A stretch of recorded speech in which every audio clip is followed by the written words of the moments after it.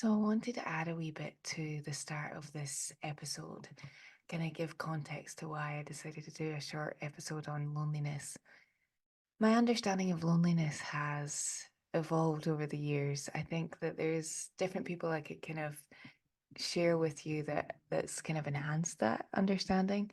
Joanne Harry, who wrote a book called Lost Connections, goes into to detail about loneliness and the importance of connection and the opposite experience that we can have if we don't have connection, that sense of disconnection. And that leads on to Gabor Mate, who talks a lot about addiction and how the healing of addiction is often through connection.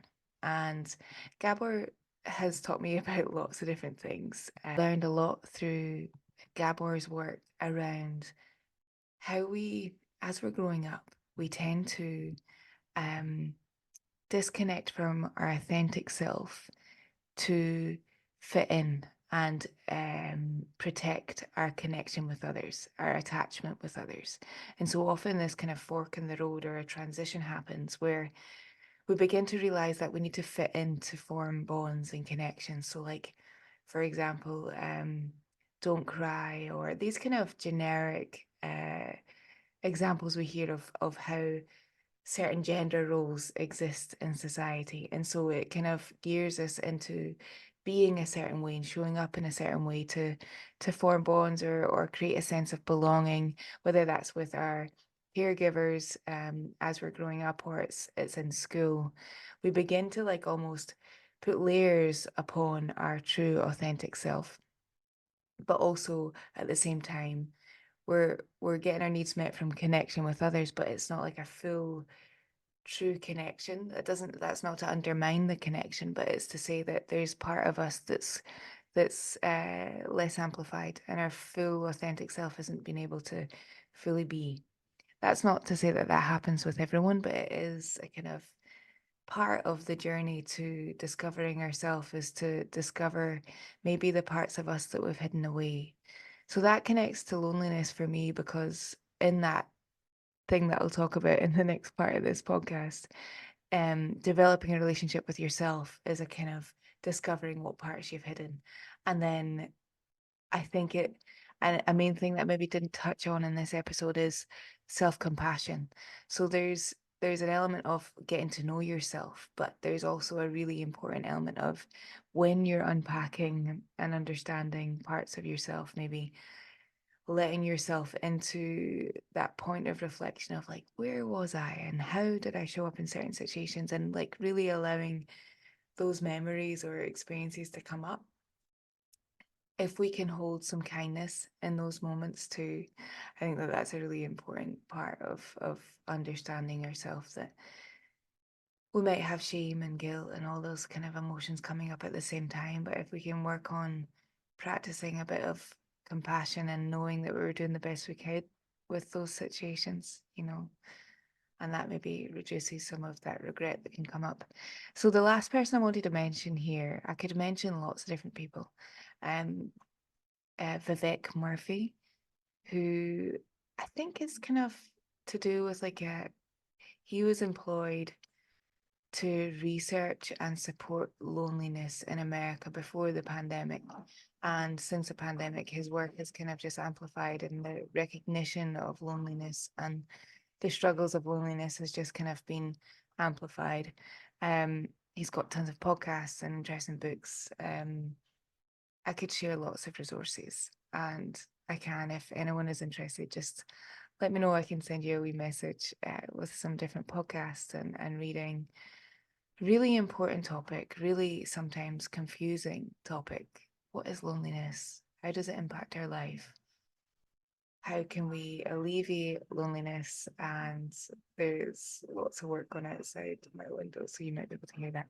That's all. I just wanted to introduce the podcast and say hello, and I hope you enjoy it.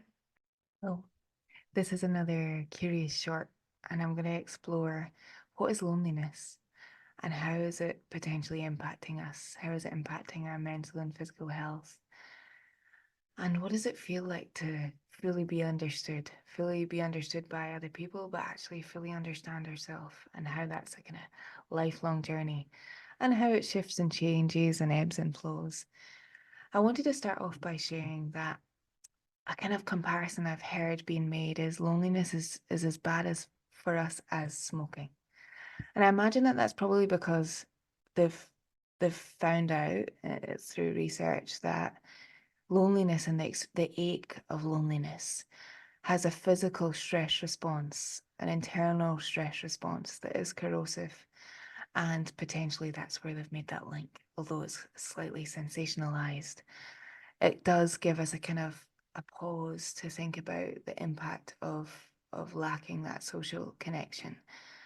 And I think it can be explained in lots of different ways. We hear that you can be surrounded by people and still feel lonely, that there's a different ache between loneliness and being alone, that we can be alone and feel content, at ease, grounded, anchored, and enjoy our own company. And we can be people and feel lonely. So it's not a direct correlation between who you're with. It's how you are with them. And so all of this it's kind of led me to explore the journey of learning about yourself and actually learning about yourself and learning kind of peeling back the layers and working out the different parts of you, giving yourself space to understand yourself, all the different parts, all the colors, all the kind of potentially shameful experiences, the cringy, uncomfortable parts of you, the parts you don't like, the parts you do like, working out all of that, giving yourself space to see what comes up in that stillness, whether that's through psychotherapy, talking therapy, journaling, speaking to friends, family, people that you care about, people that you feel safe with, people you don't feel judged around, or exploring that internally with yourself.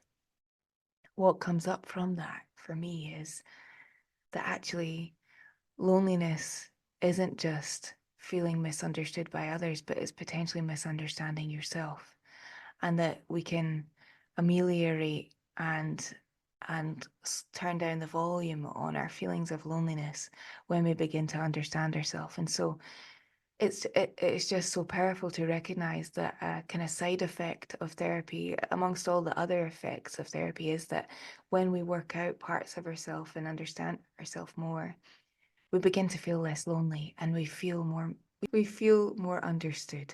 And what is the feeling of being understood? It's being seen, being perceived, and being known.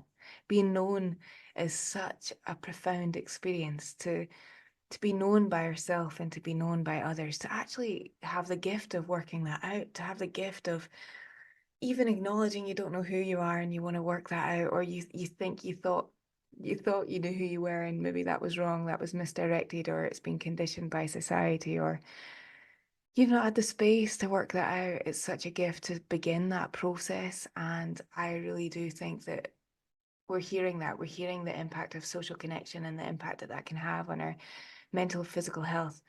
And I think that the conversation around understanding ourselves is there, but it's just kind of joining that kind of triangle up of actually it's about understanding ourselves and feeling understood by others at the same time. And I think that that tunes into a kind of existential feeling of what is it like to not be understood, and for our legacy, our experiences, what we've lived through, to never be known by anyone else. And I think that that's the another element of this is I think that we should all be known in some ways. I think it's a fundamental need. Maya Angelou says that there's no greater pain than a story untold. In her book, I Know Why the Caged Bird Sings, and she talks about sharing her story and how that impacted her, and the pain of not having someone see your story, hear your story, or you not knowing your own story. So I think that's another element of therapy that I think is such a gift, that it gives us a space to make connections of our story. It gives us a space to, yeah, join the dots, put the puzzle pieces together of our story so far. And it gives us room to then have hope for the future, and making sense of our past allows us to have that kind of change in perspective on our future. It's going to be a wee bit of a short episode, but I just really felt encouraged to share that and to share the the feelings of not being known is so interconnected with knowing ourselves too, and interconnected with loneliness. And the corrosive effect of loneliness, and actually that I think that podcasts meet a need in that too, that it can make you feel less alone when you listen to podcasts. It can make your story feel less unknown, and it can make you feel like there's others experiencing your feelings. So I think that that's why I'm really excited about the gift of podcasts and why they exist, and the growing voices of people sharing their story with each other, with more people that listen. I think it's like, even if no one listens to a podcast that you do, you've had the ability to share your experience and it's recorded, and maybe people in your life will listen to it and understand you in a different way. Yeah, that's all I want to share on that. But I think for me, it's been really important for me to view loneliness through that lens. It doesn't mean that it's going to take it away for you if you're listening to this and you experience loneliness, or you know other people in your life that feel that way. I do recognize the privilege in having the space to be known and feel known, and having the space in your mind, because actually maybe you're meeting your basic needs and you don't have enough time to even think about working that out, or having the space to do so. So yeah, if you've got any thoughts on this, I'd love to hear them. You're welcome to message me on any kind of social media that I use, or email.